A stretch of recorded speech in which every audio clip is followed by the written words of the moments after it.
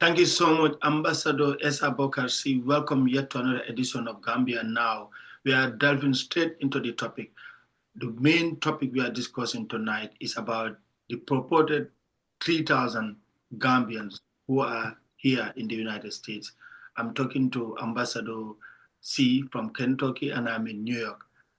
Without much ado, Ambassador C, do you believe that we have 3,000 Gambians who are set for deportation back to the country in Banjul, first of all? I, I strongly believe that because the presence of Gambians in the United States, in Europe, and other countries definitely is in the tune of 100,000 plus. So if I hear that there are 3,000 Gambians set for deportation, and what I understand out of the language I am reading, because here in this issue of deportation is a combination of security and diplomacy. I would want people to understand that this is not a partisan issue. It is not about Democratic Party being kind and the Republican Party not being kind. It's not that because these Gambians that whose names are tied to the statistics here, I don't think they were arrested or they were detained on the 20th of January 2025 when the new president came to power. It is not like that. Some of them have been in detention centers before that. So was it a process, an ongoing process that he's continuing and doing it in a different way? That's another question. Because you see, I want people to understand one thing. Some of us outside would always want to involve ourselves in US politics emotionally without understanding. It doesn't mean that the Democratic Party's president is the guardian angel, is the kind person. I mean, even President Barack Obama, the one we identify ourselves with in Africa, everybody would say that his father is from Kenya. I mean, I think statistics are there that he deported so many people. Some of you who are journalists, I'm sure, might go and see the number that he deported. So it is not a question of my Googles don't see this as a partisan issue as far as I'm in the United States. I see it more as modus operandi from different parties when they are in power. How do they handle these cases? So another thing I want to say is this: it is not the responsibility of the government of the United States of America. It is not the responsibility of the government of United Kingdom. It is not the responsibility of the government of France and other governments in the world, China or any other country where people would sort to searching for what they call greener pastures. Actually, the easiest position that any government can take in sub-Saharan Africa is to go on televisions acting like you are defending your citizens. Had you been defending those citizens, they wouldn't even have been in the United States in the first place. Okay? Because if the right situation exists in the countries where we are from, there is an old African proverb that says nobody points at his father's hut with the left hand, and there is nowhere like home. Okay? So, what are the factors that lead to people traveling to a point where they are detained and then it becomes a push and pull of whether they should be identified or not? Another advice I would give to the authorities on the ground in the Gambia is that let them be extremely careful of turning this into a tug of war where they are acting as if you are showing Gambians in the diaspora that you are fighting for them. I don't see it that way. No, because had the issue began a long time ago. And then we know the Gambian passport is compromised. We know that. I mean, everybody knows that. Scandals upon scandals, particularly our diplomatic passport. In fact, when I had this issue, what I was praying for is that I hope those who are detained, some of them would not be seen with that diplomatic passport. That's what I'm praying for. Okay. Because Okay. Before you go further, sorry for interjecting. yes, no problem. You talked about the fact that let some people not see it as like emotional, not let them not react to it in an emotional way. Yeah. We have somebody once told me that there are three countries Gambians see as as role model, or Gambians yearn to either go travel to or be like them or be greater than them. Kind of Mm-hmm. copy Nigeria, Senegal, and America. So far the reaction that I've gathered is that I mean outside the government circle is that a lot of people are kind of jittery about the whole thing, especially students and prospective travelers who want to use the legal route to come here. Yeah. What I want those people to understand is that where regulations are concerned, you shouldn't fear anything. And also let them also remember that Allah exists. What He ordains, you cannot do anything about it. Okay? But that is not where I'm going to stop to explain what I am trying to say. And I definitely appreciate this question.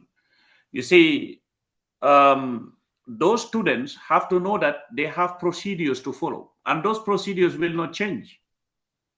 If you really are coming to the United States of America, I know students right now who are here in this country who never yearn to come here. Definitely. Some of them wanted to go to study in England also, but they were given the opportunity to travel to the United States. I know some students, some of them you may know, who are here, who headed institutions in the Gambia, excelled and did very well. They are here simply to to augment, or I would say to upgrade their academic credentials, and that's it. Then they will go back home.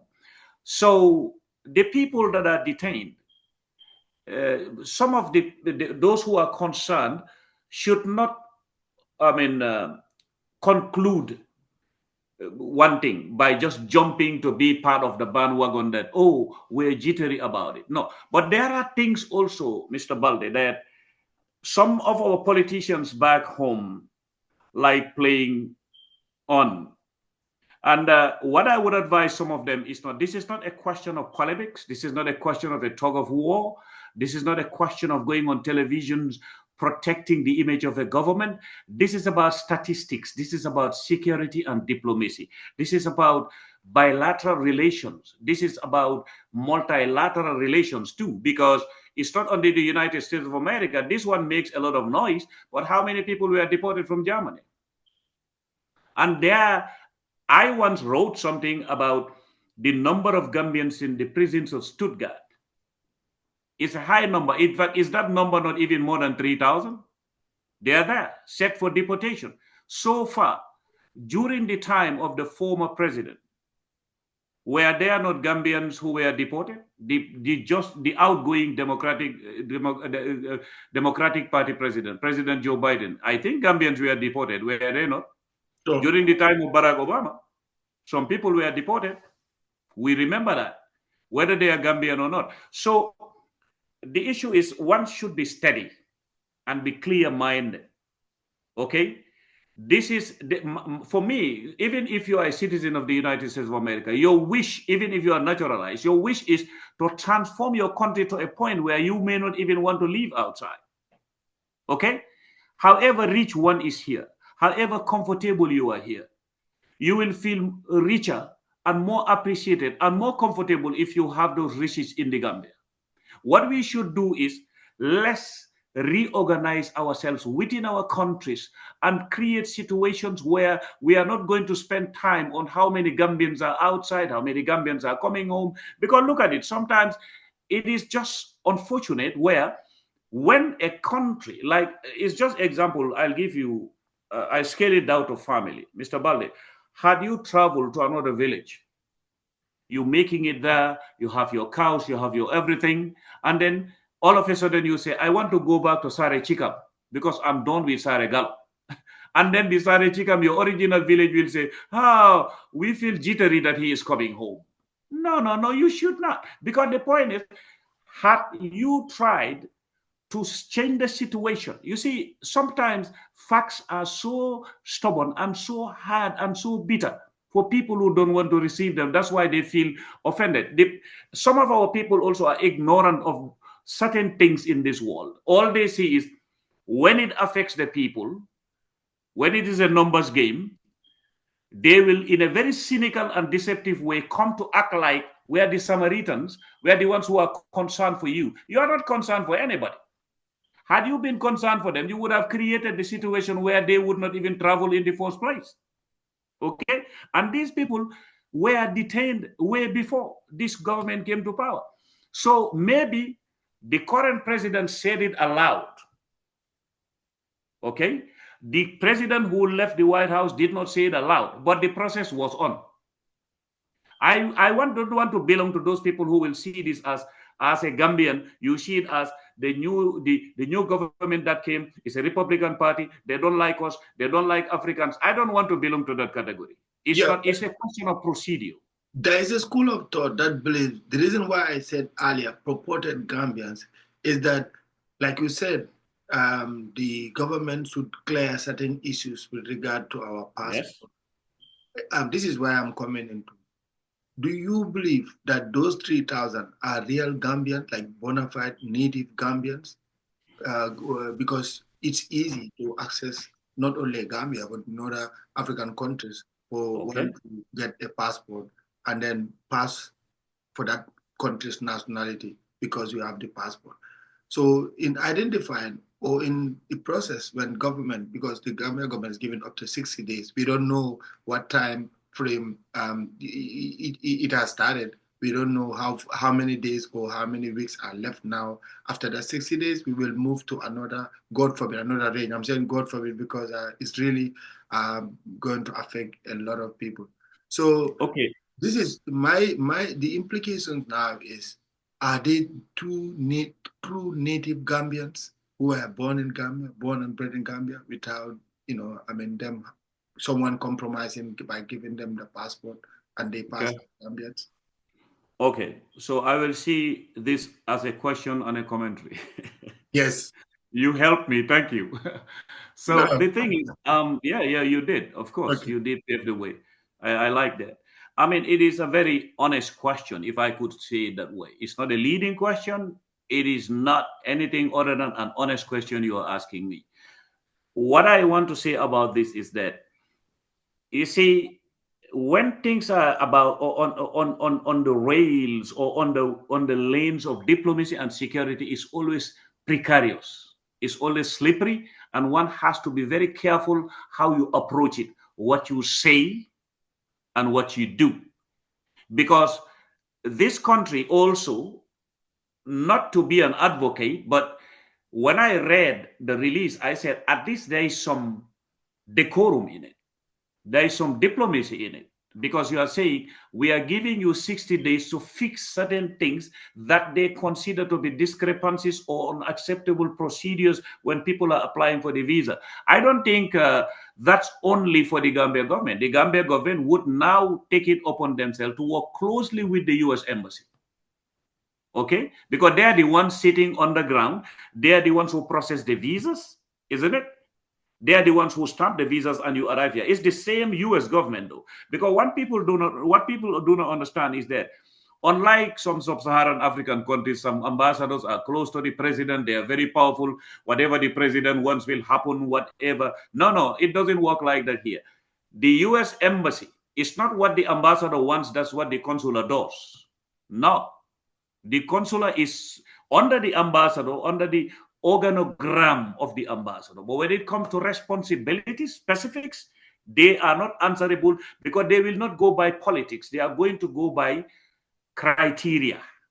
Okay? Now, the set criteria for you to apply for that visa, sometimes also, in the Gambia also cannot just exclude itself like it is the US government that is attacking Gambians. No.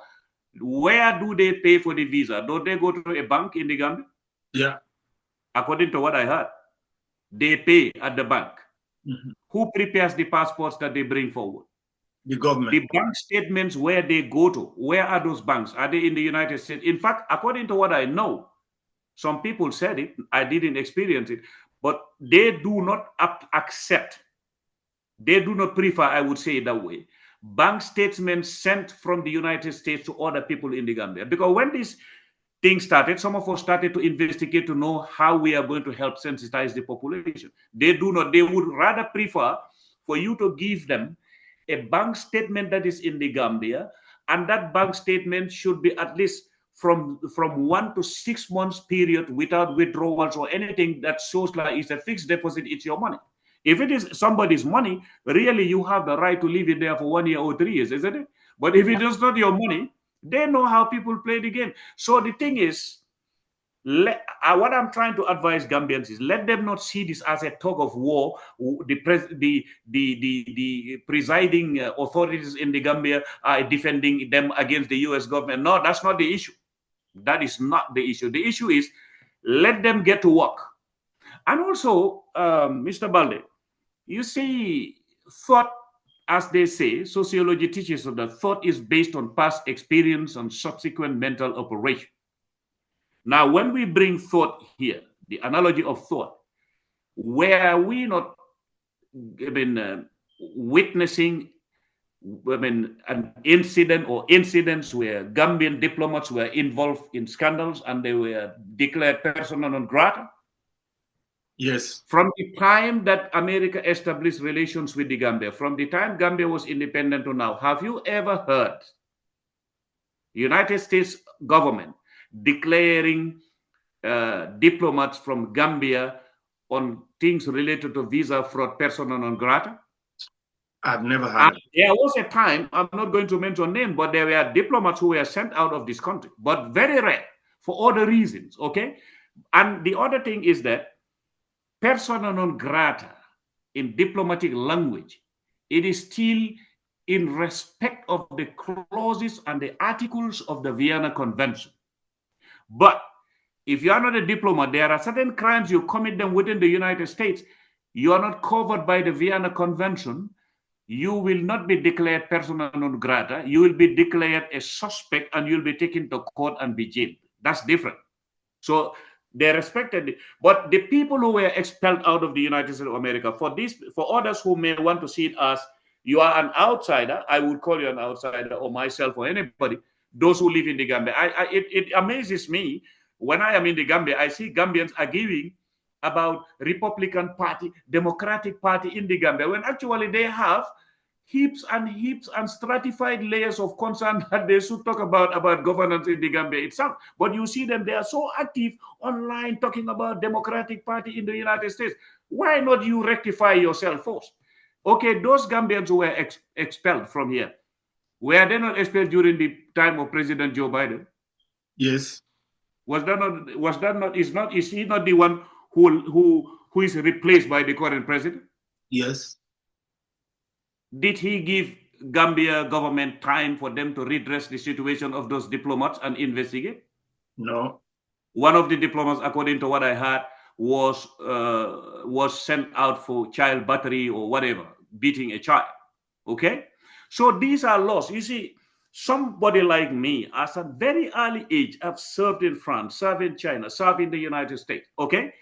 There are laws governing those countries. The duty of the government of the United States of America, let me repeat myself, the duty of the government of France, United Kingdom, Saudi Arabia, Nigeria, Senegal, the first duty is to serve its citizens. It's not to find what is convenient or inconvenient for Gambians, what is pleasant or unpleasant for Gambians. No. Their duty is to first serve the interests of their countries. So that should be clear in the minds of Gambians. So now, who caused for our passport to be questionable? Who caused it? We had a story in Spain about 2 months ago or so, where the Spanish government, some people landed at the airport, they were scanning our passport and said that it is not recognized within their system. Something like that. The passport is an issue, it's a question. So the precipitants that led to that suspicion is what should be arraigned. They did not say we are giving you 60 days for you to prepare to receive these Gambians. They said, we are giving you 60 days for them to look into the discrepancies that led for those people to be detained. And then the other thing, I'm watching the way the strategic approach of Washington is going. Our people should be very mindful, because they said, we are offering you what would I say, remote access, or Zoom, like what you and I are doing right now. Mm-hmm. They said that. Oh, okay. So I'm watching. Just let me finish here. I'm watching the steps they are taking, knowing how some people operate in this country, from the security side to the diplomatic side and all that. They are saying now, we are going to give you remote access. There are Gambians who are saying, some officials back home wouldn't like that.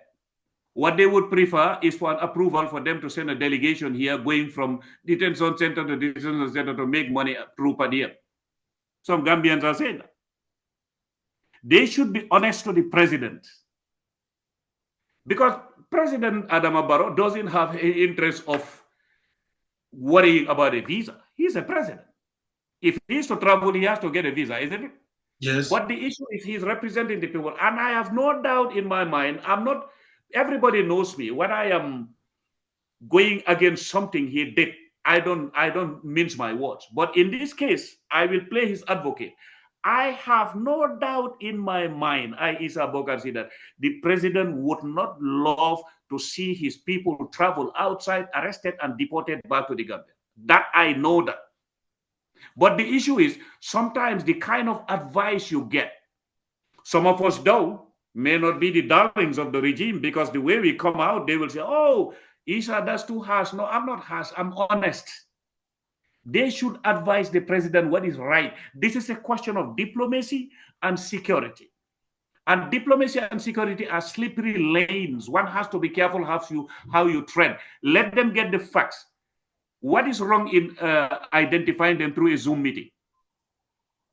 Maybe that would be tedious. Even if they tell them, okay, now, if they tell them, for example, we are going to do Zoom meeting with certain cases, but more complicated cases, why not you allow us to fly and see those people, particularly individuals are involved in, hardened criminals, for example. If a hardened criminal is arrested and then the crimes the person has committed may be out of the jurisdiction of the Gambia, but they have a Gambian passport, there they can say, okay, what about those people? You give us the chance to face them. But I would not advise them to refuse doing the remote access meeting or identification process. They should try to see how they will work hand in hand with the government here, because they have seen what happened between Washington and Colombia. Haven't they seen that? Yeah. And Colombia is far more powerful than the Gambia. So, Ambassador, what are the implications for this?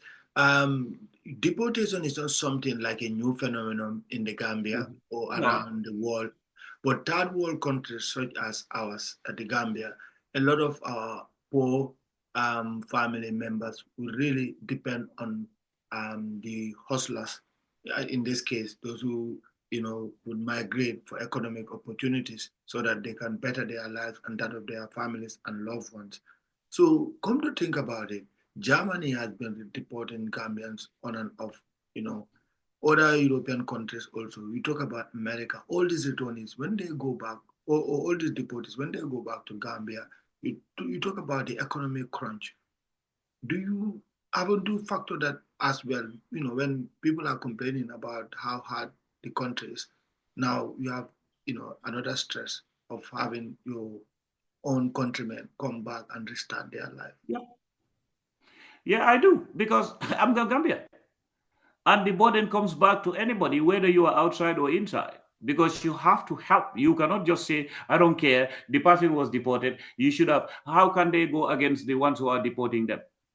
But we have to detach ourselves from emotion sometimes when you are handling legal matters or matters related to security, international or bilateral relations, I would say.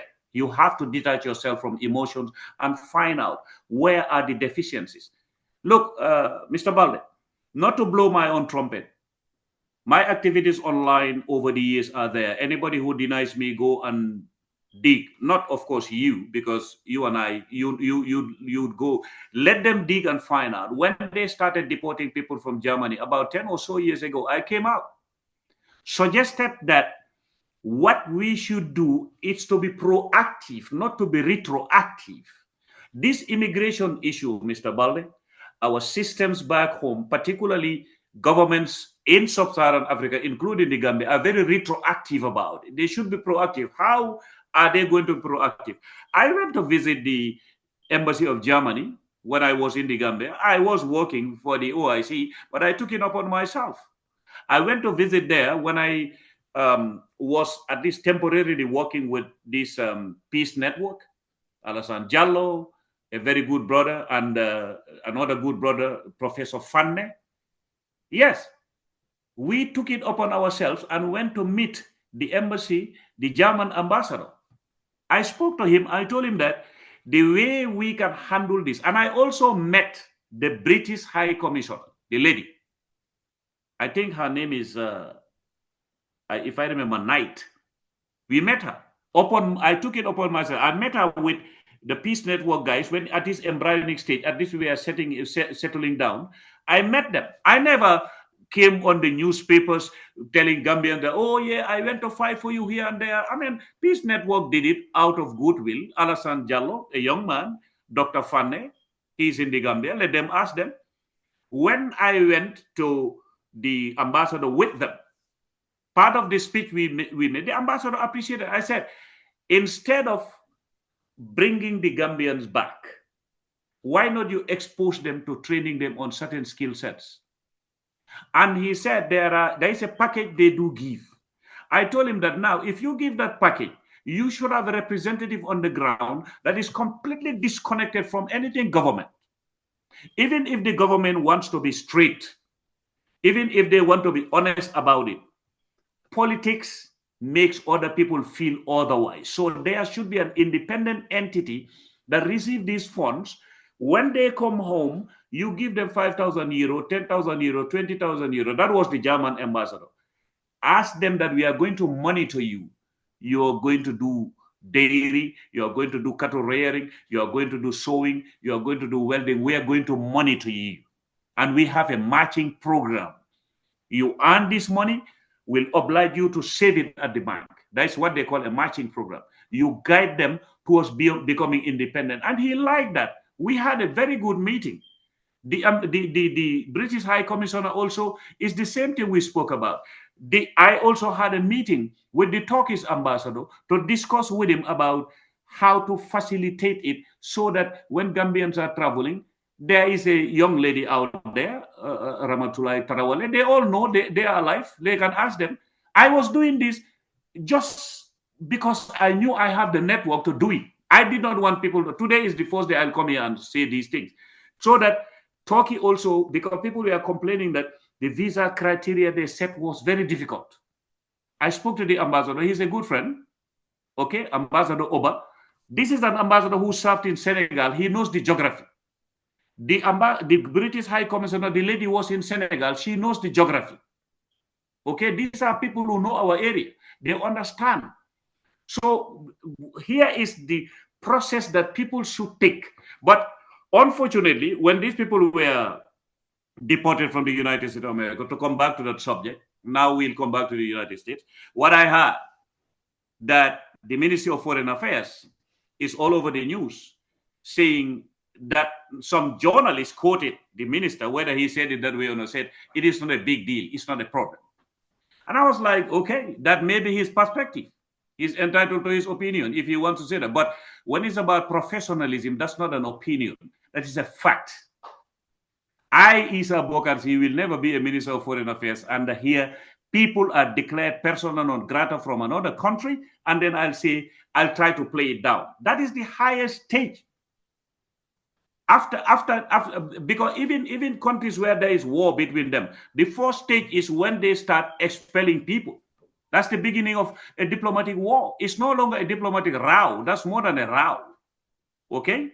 But If you have that kind of mindset about people who are expelled from another country, so the country here also, like I said, those diplomats were deported during the time of President Joe Biden. They were not deported during the time of President Donald Trump. Yes, let me jump in here, Ambassador. Yeah. I'm playing the role of the devil's advocate here. Many a Please time, don't invite devils here. We are in Ramadan.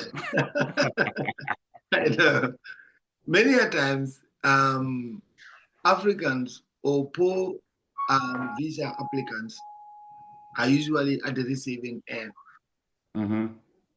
A lot of people complain that, I mean, they pay money, huge sums of money, waste their time, only for them to be denied entry or visas, whether it's in America or Europe or any of the European countries. But again, like you said, Mm-hmm. it's not for the government to see it as a tick for tack. But Mm-hmm. don't you think also sometimes it's good also to sit tight and say, you know what, we cannot tolerate these things from these Western countries. Why are they treating us like this? We need to regulate this. We need to regulate that. So that's what I wanted you to throw more light on that. That is the West is not always right. Remember, I mean, it takes two to Mm-hmm. tango. America or European citizens or Mm-hmm. diplomats also go to Africa and work, improve their economic livelihood. So it also is a reverse for African countries. I mean, poor African countries also come here some for greener pasture. We go through school here, or maybe Mm-hmm. um, get gainful employment. So these are some Mm-hmm. things that we also have to put into consideration. Yeah, I understand where you're coming from, Mr. Balde. Now, the lanes are two. You're talking about the concerns of the citizens of countries in Africa. Let's come to Gambia. Because the issue, we began with the Gambia, where there are 3,000 people under detention and they are threatening that they will be sent home, right? I said politely, Okay. purported. Okay, purported, right? Fine. Now, you're talking about people sell goats, they sell sheep, they sell cows, they buy visas. Sorry, I mean, they buy air tickets and then secure their. In fact, I can even say buy visa because the visa is not free of charge. Okay. So now they pay for the fees. Now, this is a choice.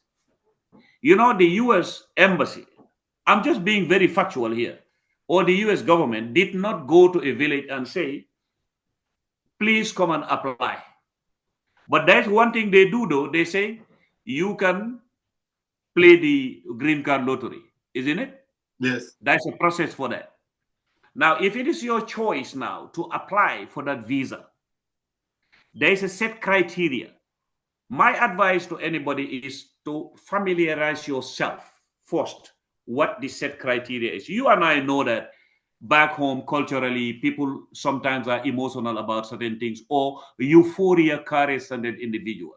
How many visa fraudsters exist also? How many people exist who claim to be agents who can secure visas for people?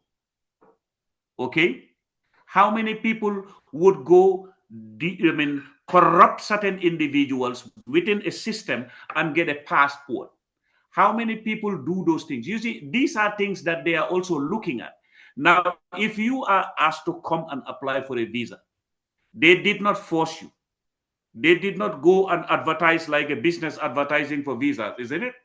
You chose to come. There is a criteria they follow. Even me, if I had I been denied a visa when I was going to study in France years ago, I wouldn't have been happy. But you can ask the people I went to study with in France. We went through the most rigorous, you can not even imagine. We were sent to Institut Pasteur in Dakar. They took our blood. They were looking at salmonella. They were looking at all that. Some of us, in fact, got discouraged. That is not our country, but we went through it. We fought hard against it and made sure that we passed. Because even the salmonella, I'm just giving you an example to come back to your point. When they saw it in some of us said, oh, you have salmonella, whatever they call it, but they recommended you to go and buy some medicine and drink it and come back another week again.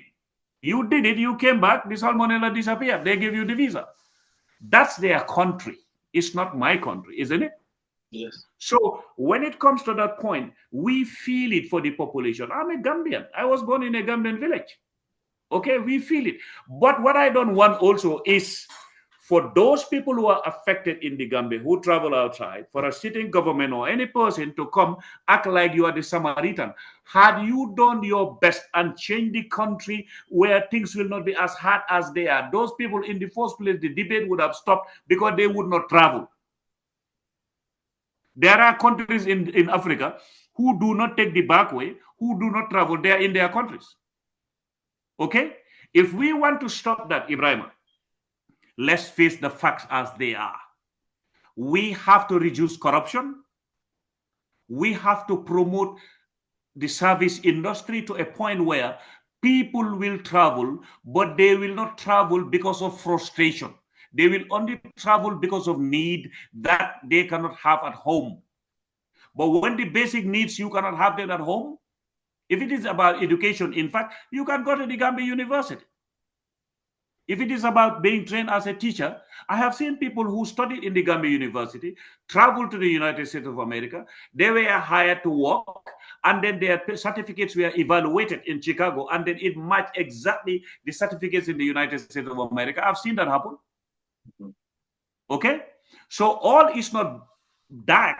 And then the issue is, let the people on the ground accept the fact that our passport is compromised.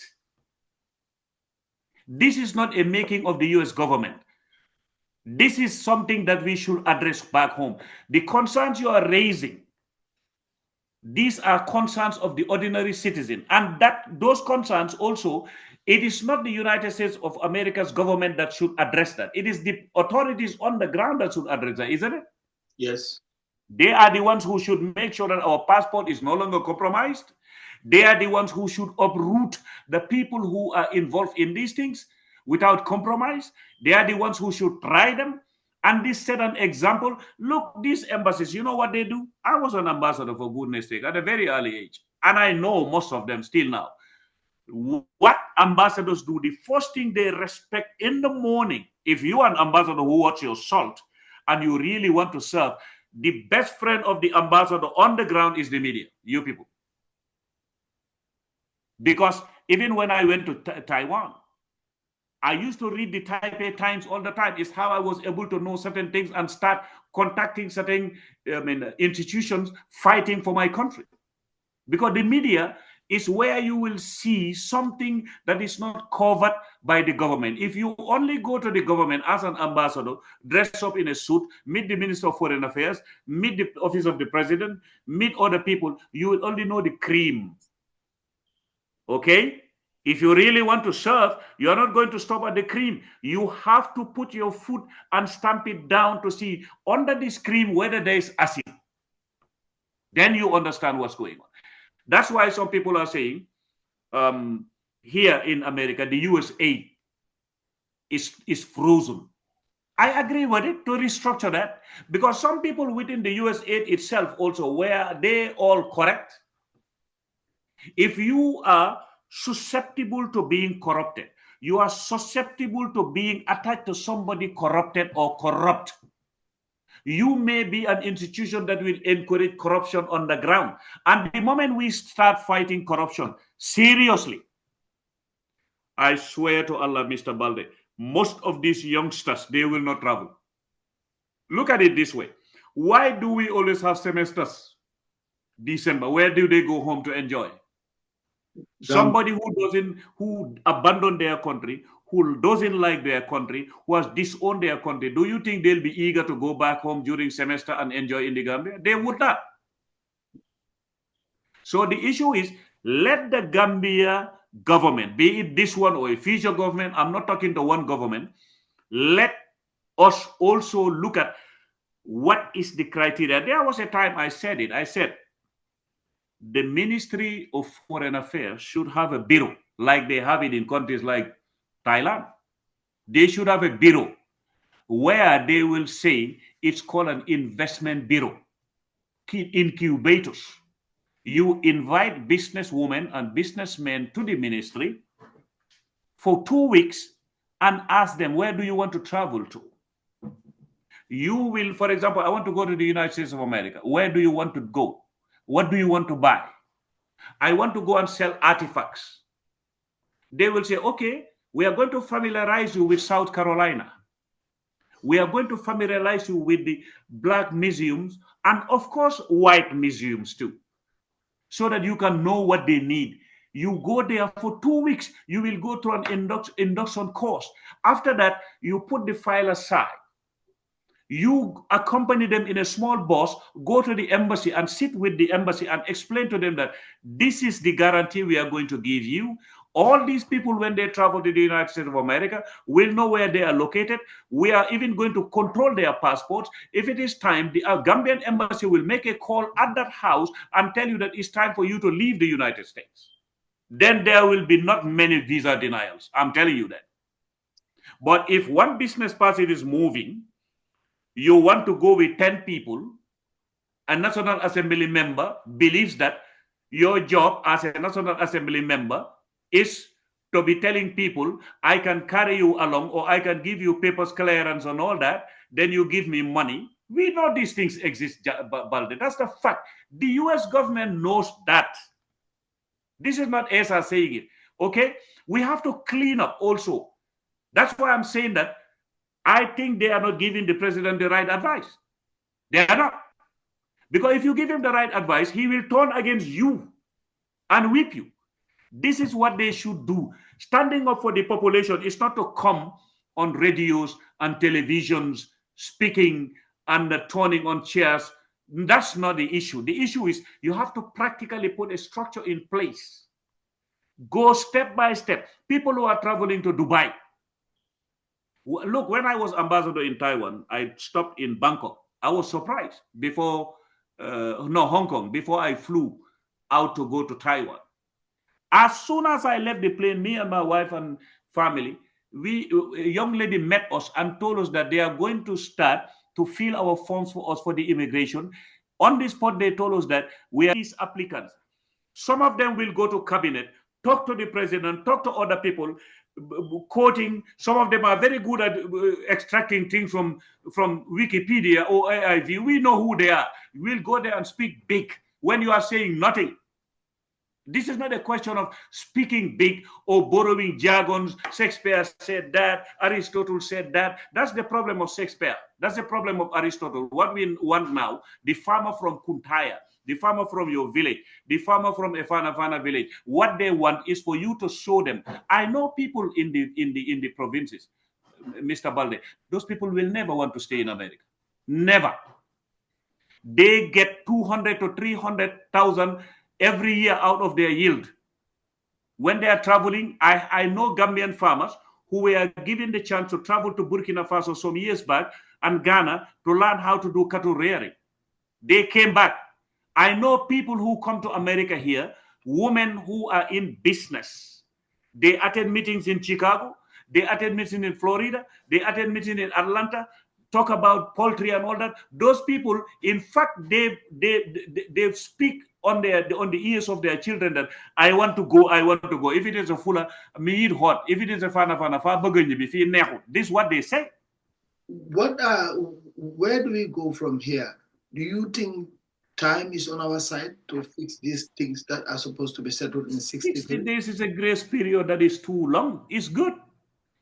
If you have the data in place, well, when these diplomats were expelled, didn't we see some people writing from the Ministry of Foreign Affairs trying to explain how the story went and all about? Don't they have that data? I'm sure that is part of it. If you have the data ready, if it is not hallucination, if it is not just jumping around trying to defend a system by using words, okay? If you defend a system, don't use flowery words and don't use swords. You have to use facts. Okay? It shouldn't be a long time. 60 days is not a long time. If they have the data ready.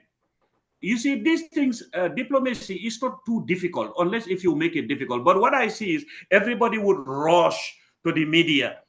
The people in Washington don't care. Some of them are not even listening to what you are saying on those media houses. They don't. What they are after is for what you write back to them. If I were to be the one to, like, I know you want me to say that. I'm trying to avoid that, but you are always trying to tell me from where are we going to from here? Where are we going to from here?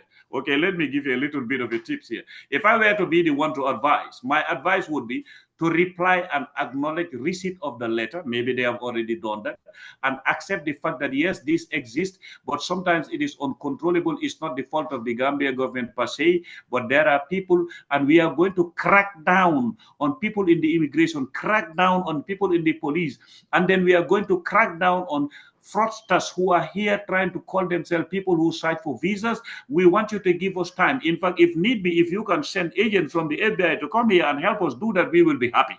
If I were to the one to reply, that's what I would have replied.